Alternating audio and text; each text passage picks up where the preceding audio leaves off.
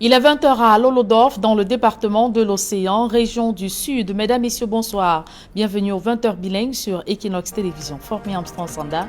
Good evening. Bonsoir, Julien Desai. Good evening, ladies and gentlemen. Thanks for joining Equinox Television on our bilingual edition of Information live from our central news desk in Douala, Cameroon's economic capital city. In our top stories, Swiss police have used tear gas to disperse hundreds of Cameroonians who stormed the Intercontinental Hotel and the United Nations head office in the Swiss capital, Geneva, today, protesting against the presence of the Cameroonian president in a visit in Geneva, Switzerland. The protesters were chanting and asking the head of state to come back to the country to solve the problems rogging the country, citing the crisis in the far north region, that rogging the northwest and southwest regions, and back to the crisis-hit Anglophone regions. Inhabitants of Muyuka, a subdivision in the Fakor of the southwest region, say they are now fed up with the suffering impacted and forced on them by the armed conflict. They were speaking and asking that a solution be found to the armed conflict. Plus, close to 500 liters of illicit fuel have been intercepted by security officials in Bomono, a locality in the Mungo division of the littoral region of the country. These stories and more will be yours in this edition of the news. Manifestation de Genève en Suisse, des heurts entre policiers et manifestants ont été enregistrés ce jour, déterminés à perturber le séjour privé du chef de l'État Paul Biya en Suisse. Des manifestants, des activistes ont manifesté devant le siège de l'organisation onusienne des droits de l'homme. Voilà pour le sommaire.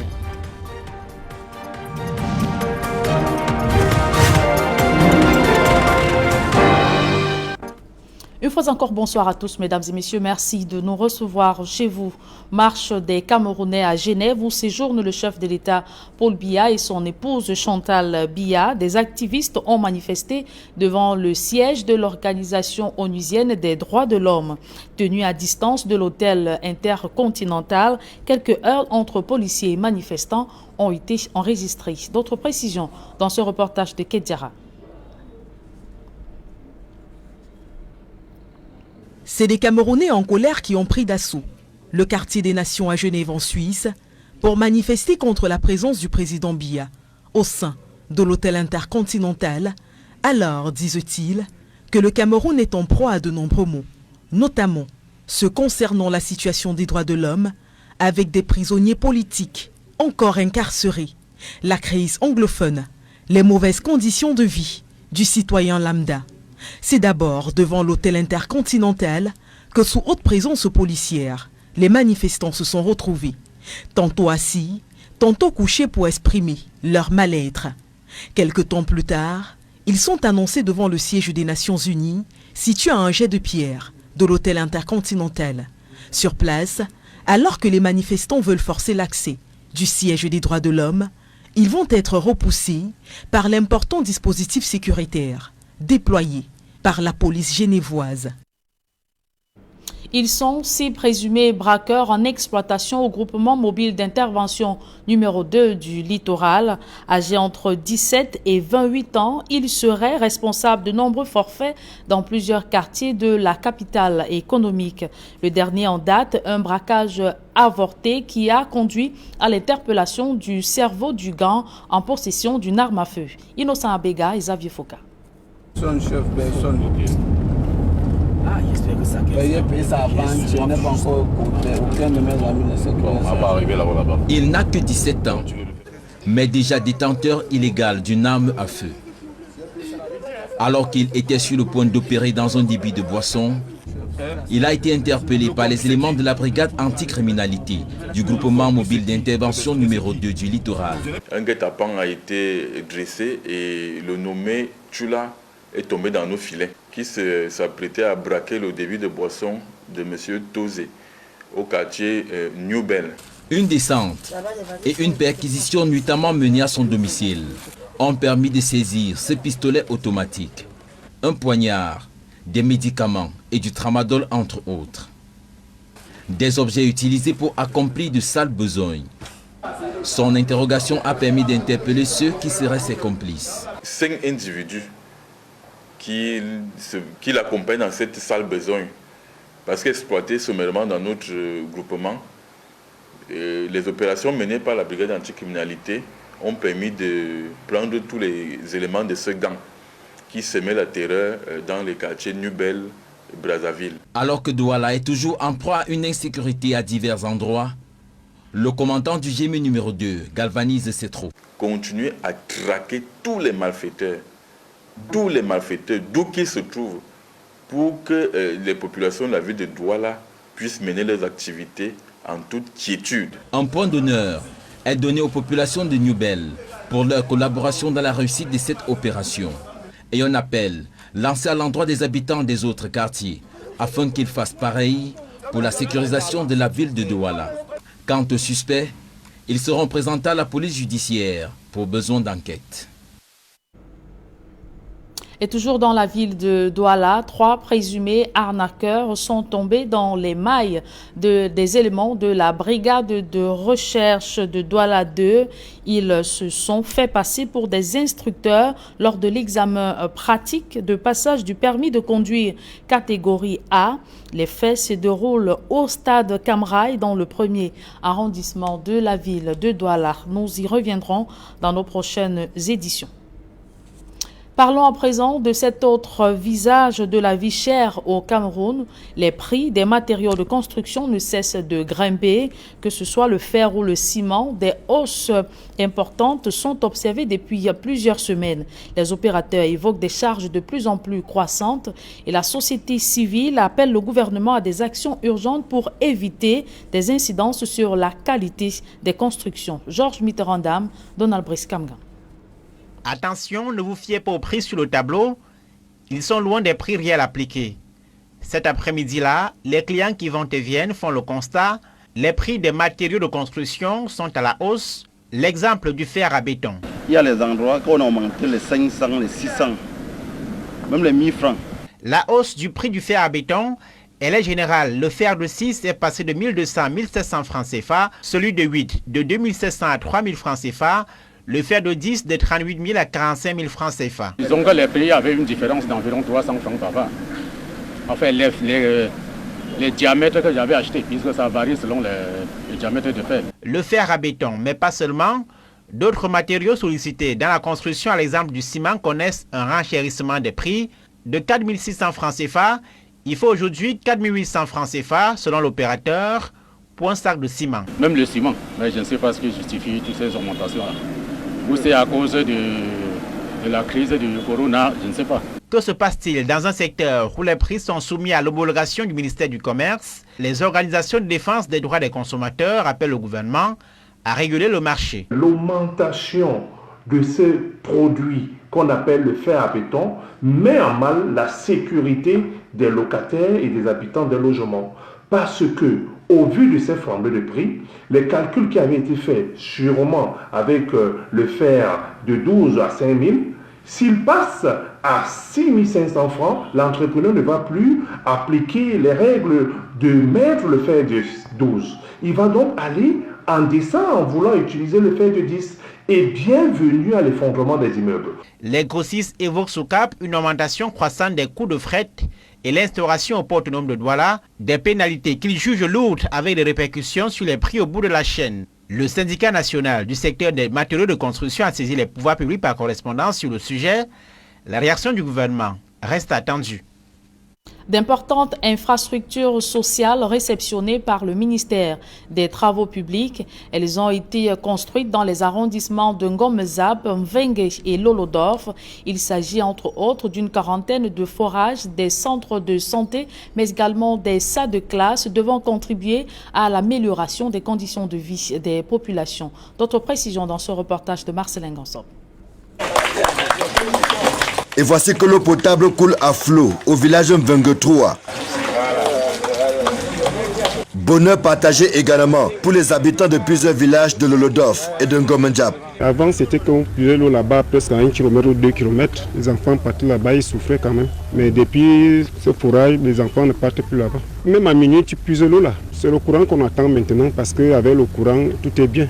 Nous sommes en présence de l'un des projets connexes réalisés dans le cadre de la construction de la route Olama-Bigambo, longue de 106 km. Nous avions au départ une soixantaine de projets qui étaient prévus. À ce jour, nous venons de réceptionner 42 projets. Nous concrétisons ici une politique du gouvernement, une politique constante qui veut que désormais, lorsque la route passe, qu'elle charrie avec elle un ensemble d'infrastructures de développement.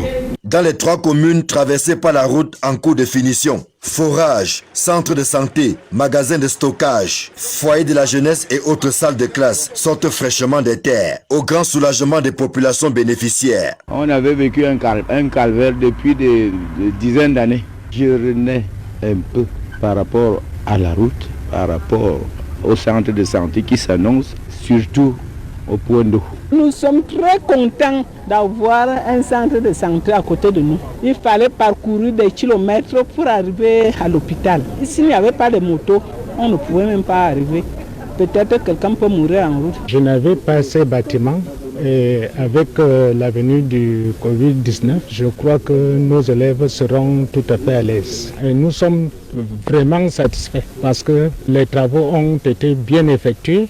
La réception de ces différents projets marque un tournant décisif dans l'amélioration du cadre et des conditions de vie des populations. Un ouf de soulagement également pour les conseils municipaux, dont les moyens limités ne permettent pas toujours de combler les attentes des populations. Il y a le cas de l'école maternelle Big Ballet. Vous l'avez vu, c'était construite avec des bâtiments de la SOFA.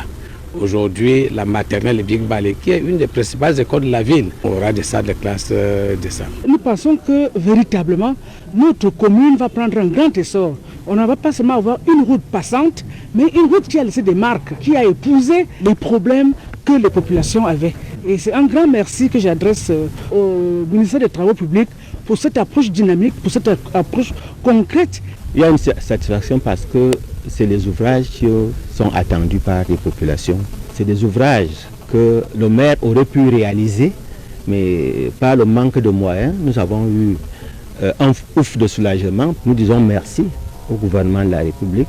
Voici plusieurs années que le ministère des Travaux publics a fait le choix d'accompagner la route avec la réalisation des infrastructures socio-économiques. Un pari osé qui porte des fruits. C'est devenu systématique dans tous les projets routiers que, au-delà de la route elle-même, que les populations ressentent les effets à travers la construction des écoles, à travers la construction des points d'eau, à travers la construction des cases communautaires, des foyers des jeunes, et des centres de santé également, qui permettent aux populations de tirer le meilleur bénéfice. Et j'allais oublier un point important, les hangars de stockage, qui permettent d'éviter le coxage. Reste à équiper certaines de ces infrastructures afin que les populations bénéficiaires ressentent effectivement leurs bienfaits. Et à la suite du reportage de Marcelin Gansop, rappelons que les travaux de construction de la route Olama-Bigambo sont exécutés à 85% et l'entreprise adjudicataire rassure qu'elle livrera ce chantier avant le délai contractuel de juillet 2021. Je vous invite à présent à suivre la réaction de Bassirou Teye, il est le chef de ce projet. C'est un projet qui a démarré depuis février 2019. En principe, le délai contractuel, c'est 42 mois. Mais on a eu un avenant à cause des travaux supplémentaires qui ramène le délai à, disons, à 54 mois. C'est un projet de 106 km. Donc actuellement, le pourcentage d'avancement des travaux, c'est de 85%, pour un délai consommé d'environ 76%. Donc actuellement, si vous pouvez le remarquer, ça roule jusqu'à Bigambo. Donc la couche de base en GV est arrivée jusqu'à Bigambo. Donc à part quelques sauts qu'on a notés au PK 70 sur à peu près 2 à 3 km, sinon sur tout le tronçon, actuellement ça circule. Sur ce projet, on avait donc environ 280 dallos. Actuellement, il reste à peu près une dizaine de dallos à faire dans la traversée de l'Olodof. On a eu deux ponts, dont celui-là, que vous voyez. Il y a un autre au PK 70. Donc les deux ponts aussi sont finis. Actuellement, il reste juste, disons, les épreuves à faire. Le délai contractuel, normalement, c'est juillet 2022. Mais vous voyez qu'on est largement en avance par rapport, disons, au délai contractuel. On compte livrer effectivement le projet avant le délai contractuel. Où vont les fonds alloués pour améliorer l'état et le plateau technique des formations sanitaires publiques de la région de l'Ouest Cameroun? La société civile qui soupçonne des détournements veut désormais avoir un œil regardant sur la gestion des projets en rapport avec la santé financés par le budget de l'État. Robert Kenyé et Vivien Tonfac. Les enveloppes budgétaires dédiées aux structures sanitaires publiques de la région de l'Ouest, dans le cadre du budget d'investissement public, peine à produire l'impact escompté sur les populations. Le but qui est réalisé est une préoccupation de l'État camerounais à résoudre les problèmes des communautés. On a constaté que cet argent n'est pas utilisé à bon escient. Afin d'amener les bénéficiaires des différents projets sanitaires d'être plus regardants sur la qualité des ouvrages réalisés, des agents de santé communautaire, des organisations à base communautaire et des organisations de la société civile viennent d'être recyclés à Bafoussam. Il n'est pas normal qu'on donne l'argent pour qu'on construise un centre de santé.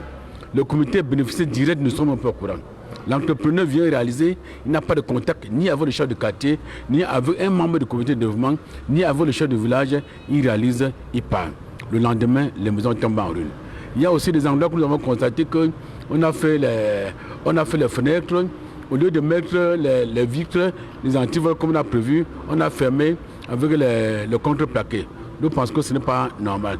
C'est une suite à l'égard de la communauté. Les personnes recyclées comptent relayer au sein de leurs communautés respectives les connaissances acquises. Donc notre rôle se résume à observer, sensibiliser d'abord la communauté et leur préparer par rapport à la qualité de soins, les gratuités qui existent dans les formations sanitaires. On nous a envoyé en groupe pour que nous puissions ressortir les difficultés que nous rencontrons dans la communauté. Organisé par la Fondation Mouche, ce séminaire vise à amener les populations à mieux connaître leurs droits en matière de santé.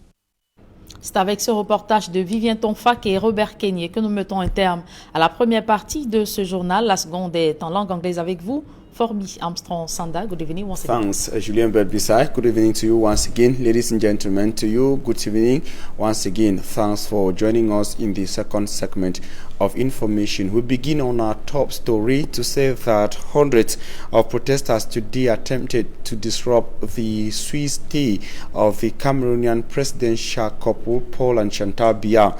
While some stormed the Intercontinental Hotel, others were found in front of the United Nations Human Rights Commission's head office, all in Geneva, Switzerland, protesting, as Immaculate Fogwe tells us in the following report.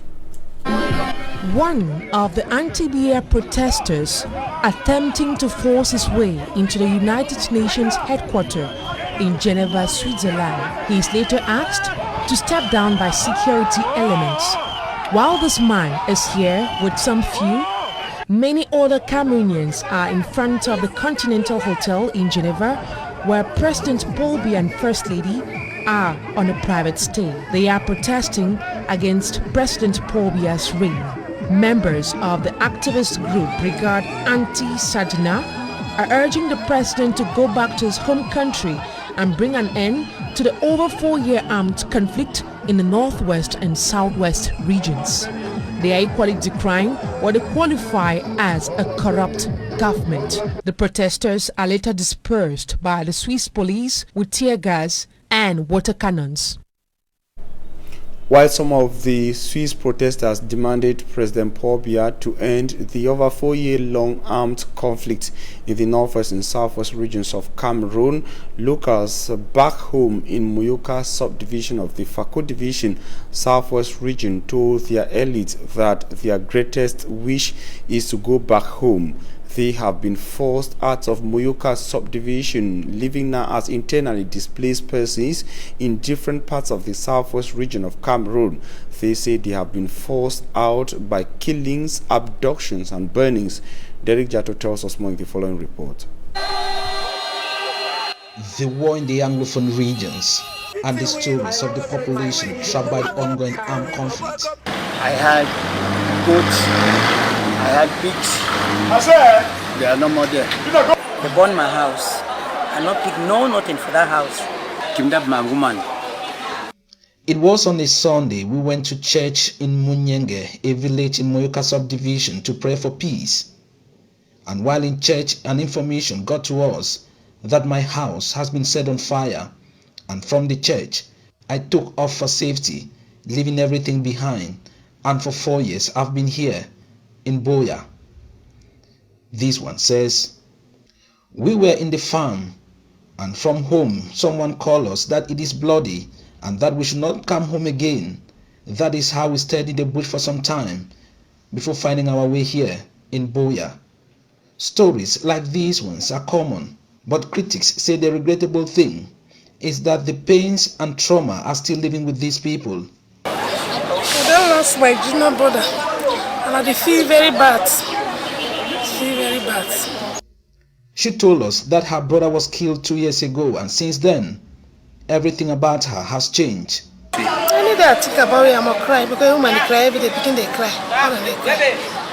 With the war still on, and the psychological impact also on an increase, coupled with the economic hardship, Chief Nkeng Michael, an elite of the Southwest region, is calling on Southwest elite to join forces and sustain the suffering masses. My advice to the elites or to those who could afford is to do everything to assist our IDPs, especially those from Muyoka, which is the epicenter of the crisis going on in the northwest and the southwest. And his family is today donating food aid to these hundreds of internally displaced persons from Muyoka subdivision, now in Buea. Madam. He also talked on empowerment. The issue that we have to know is we don't always give fish to somebody. Teach the person how to catch, how to net for the fish. But these people are praying for one thing. I pray that God should help us and put an end to this struggle. So that at least we go back for activities. While encouraging his people, not displaced by the war, to remain hopeful, Chief Nkeng Michael also promised them that capacity building workshops will be organized in the days ahead. To the economic capital city Douala, some suspected fraudsters have been intercepted by security officials. Information gotten by Equinox Radio and Television is that they forced their way or penetrated the jury during the practical session of a Category A driver's license organized at the Camrai Stadium in the Douala 1 subdivision. Charles Ikome Abane tells us more in the following report. A group of alleged fraudsters reportedly impersonated members of the jury and went forth by extorting money from examination candidates during the practical session of the Category A driver's license examination, which took place at the Camrai Stadium in the Douala 1 subdivision. I came to do the practical session of my examination, and when I arrived here, there was a man who presented himself as a member of the jury and asked me to pay the sum of 2,000 francs CFA, so he grades me. Informed about the situation, the Wuri Divisional Delegate of Transport descended on the scene. Nous avions trouvé, comme d'habitude, des arnaqueurs. It is rather unfortunate that we found imposters who were impersonating the members of the jury and collecting money from them. When we were informed, we put a commission to control the situation and we fished out the imposters. They are currently in police custody. Qui les a arrêtés? Actuellement, ils sont entre les mains de la gendarmerie. With the fraudsters behind bars awaiting justice to take its course, the delegate has called on the population to be vigilant by always calling on competent authorities to report such cases. And the weekend is rather a dark one in Kumba, chieftain of the Memed Division, southwest region of Cameroon. The physics teacher who was murdered shortly after he finished invigilating the written part of the General Certificate of Education GC examination in Kumba was buried. At the same time, the educational family of the PCC also joined others in putting to rest one of the key members of the church who also doubled as the Secretary General of the Protestant Education Board in Cameroon. Martin Jikangebe tells us more in the following report. The weekend was a sad one for teachers and Christians in Kumba, Memed Division of the Southwest region.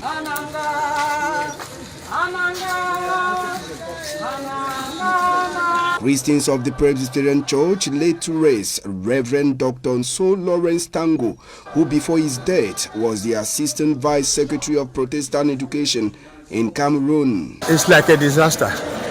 The temple of the family is broken. We are praying God that He should provide another temple because our family lives on the principle of intercession, interceding for our problems and interceding for others, for friends and relatives. Dr. Lawrence Tango Nso, an icon, a pillar of what education really stands for. He gave his life to give an orientation to many Cameroonians. And in the latter years of his life, he had another orientation in helping bring up ministers of the church. Before his burial, a funeral service took place at the Presbyterian Church, Kumba Town, and the late Reverend Dr. Nso Lawrence received academic honors at the Presbyterian Theological Seminary in Kumba. It is this weekend that the body of the physics teacher who was killed at his residence behind Government Bilingual High School station will be buried. Late Fumax Ndang was coffined at the Kumba District Hospital mortuary on Friday in the presence of mourners, amongst them teachers. Fumax Ndang, a physics teacher at Government Bilingual High School Kumba, was killed by unknown gunmen at his residence Thursday, July 1, 2021, minutes after he returned from invigilating the GCE examination. As he will be buried, his killers are still to be known, even though authorities in Kumba say they are investigating to track down his killers. Earlier in the week, the Muslim community of Aoze Quarters in Fiango, Kumba 2 subdivision, also buried their chief, Adamu Muhammadu Uba, who died after a protracted illness. The burial of the regional councillor was done in the presence of the senior divisional officer of Meme, Ntundong Shambaleng. And that report from Kumba in the Meme of the Southwest region of Cameroon brings us to the end of this edition of the Bilingual Newscast on Equinox Television. We thank you for your very keen attention. We urge you to stay in the company of interesting programs on Equinox. Julien Bird, Bisai, have a nice evening. Thank you for me, Armstrong Sanda. I wish you also a blissful evening. Mesdames, Messieurs, merci d'avoir suivi cette édition bilingue du journal. Les programmes se poursuivent sur la meilleure des télévisions.